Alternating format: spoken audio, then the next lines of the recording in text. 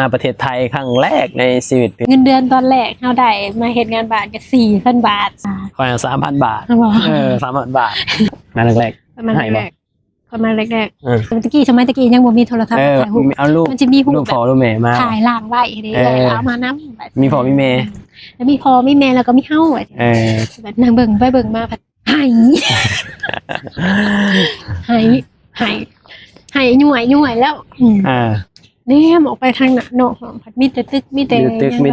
ตึกสูงบัดนี้อยากโทรหาแม่บัดอยากโทรหาแม่เนี่ยแล้วบอกว่าโทษนะแม่เอาโทรศัพท์มาเอาโทรเนาะหายใช่แม่บัดกินฮอดบ้านเดี๋ยวกินฮอดเจ้าเด้บัดจ้ะเฮาอยู่ที่หาจักเป็นแนวใดมีแต่ตึกแต่ห้านเฮาบ่มีงัวบ่มีควายเฮาเบิ่งสบายดีสวัสดีครับผมคลิปนี้ก็สีมาเราประสบการณ์พี่น้องมาประเทศไทยครั้งแรกในชีวิตพี่น้องเนาะกับเฮา2 คนกับตัวแบบว่ามาตั้งแต่อายุยังบ่ทันฮอด20 ปีซ้ำพี่น้องเนาะคือเฮาเองเฮาก็มาประเทศไทยนี่ตั้งแต่อายุ15 56แถวๆนี่แหละพี่น้องเนาะมาประเทศไทยครั้งแรกจากปี19ปีอ๋อแต่ตอนนี้ก็อายุเขาเลข3คือแบบว่าเฮาก็มาตั้งแต่15 16 ปีเลยพี่น้องมาประเทศไทยครั้งแรกจริงๆนะ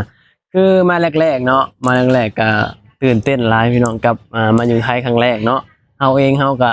ว่าง่ายคือเฮาเป็นคนบ้านนอกเนาะเฮาก็อยู่กับทุ่งไร่ทุ่งนาอยู่กับป่ากับหยังแบบนี้นะแต่พอเฮาเข้ามาในเมืองว่าซี่เนาะเฮาก็แบบตกใจแล้วก็ตื่นเต้นพี่น้องเนาะคือแบบว่าแรกๆเนาะที่เข้ามาทำงานอยู่ไทยแล้วมีพี่สาวแบบว่าพาไปเซเว่นพี่น้อง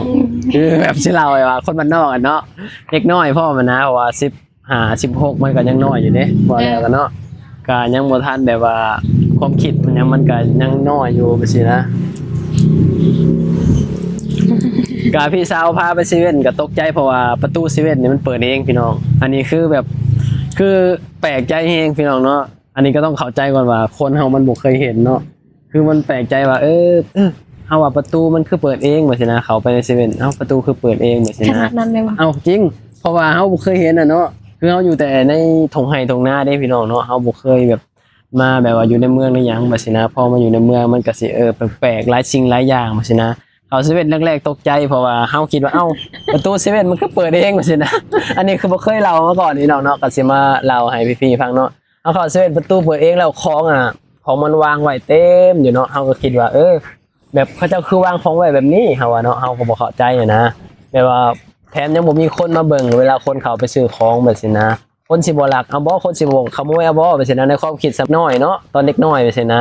15 16เอามาประเทศไทยใหม่ๆพี่น้องคนสิบ่ขโมยเอาบ่เฮาว่าแบบเขาเจ้าเฮาแบบพนักงานหรือว่าแบบคนขายเขาเจ้าคือบ่มาเบิ่งเฮานะคืออยู่บ้านนอกเฮาตามร้านค้าเนาะเวลาเฮาไปซื้อของก็สิมีเจ้าของร้านแบบว่ามาเบิ่งเฮาว่าเฮาสิเอาหยังแบบนี้นะแต่พอเฮามาอยู่ไทยปึ๊บแบบนี้เฮาไปเข้าแบบเซเว่นแบบนี้เนาะมันบ่มีใครมาเบิ่งเฮาเฮาก็คิดคนเดียวจะบ่ตกใจบ่ประตูเปิดตกใจประตูเปิดน่ะเฮาก็คิดคนเดียวว่าคือบ่มีคนเจ้าของร้านหรือว่าแต่พนักงานยังมาเบิ่งเฮาเลยจังซี่นะเขาเจ้าบ่ย่านเฮาขโมยเอาบ่หยังประมาณนั้นนะก็พอแบบเฮาเข้าไปแล้วเฮาก็มาถามพี่สาวว่ามันเป็นแบบนี้มันเป็นประตูอัตโนมัติเนาะที่มันเลื่อนเองได้แล้วก็มีกล้องวงจรปิดเต็มอยู่จะมา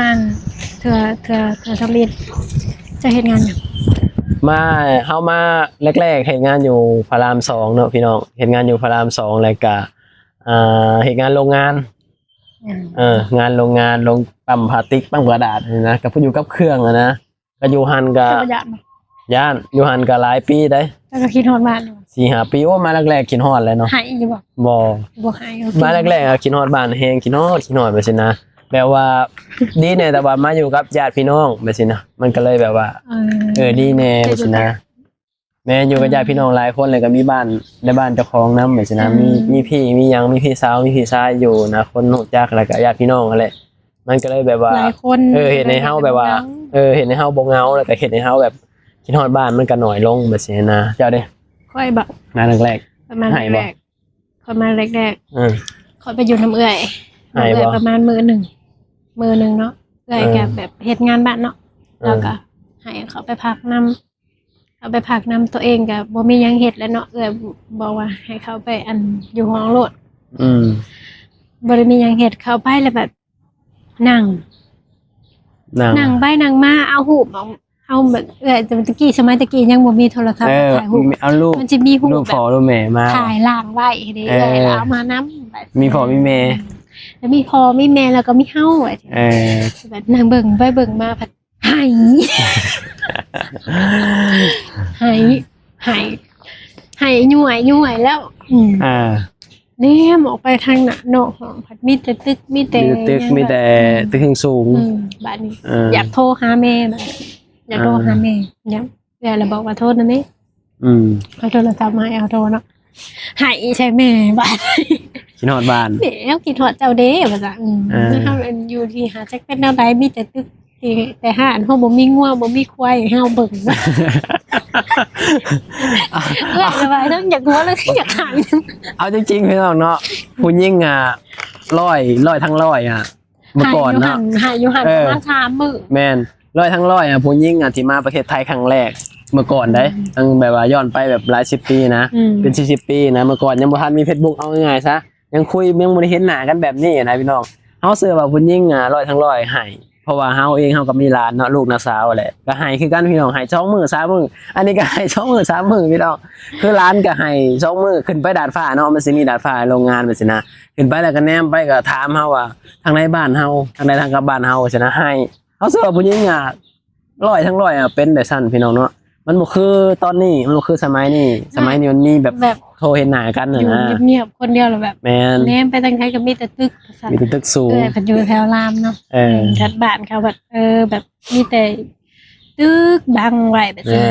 มีแต่ตึกให้บ้านว่าบ่มันบ่คือมีงัวมีควายกับบ้านเฮาบ่มีทงไห้ทงนาว่าซั่นนะแล้วอันนี้ก็มือมันมากเพิ่นก็พาไปเฮ็ดเวียกพาไปเฮ็ดพาไปเข้างานเนาะพาไปเฮ็ดงานรถเข้างานก็สิเป็นงานบ้านอยู่กับเอื้อยคนที่2อยู่ประมาณ4 เดือน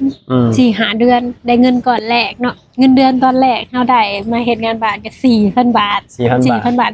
ว่าได้เงินครั้งแรกฮู้บ่ค่อยรู้สึกเท่าใดได้เงิน 4,000 บาทดีใ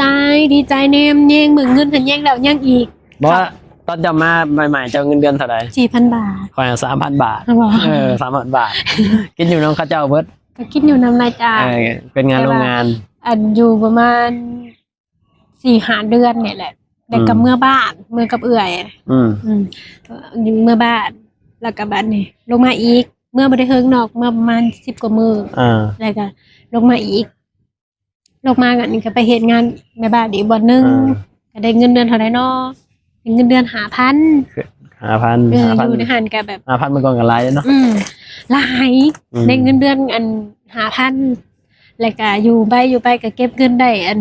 หลักหมื่นคือประสบการณ์ก็คือแบบทำงานบ้านตลอดเมียทำงานบ้านแบบงานอย่างตั้งแต่มาอยู่ไทยนี่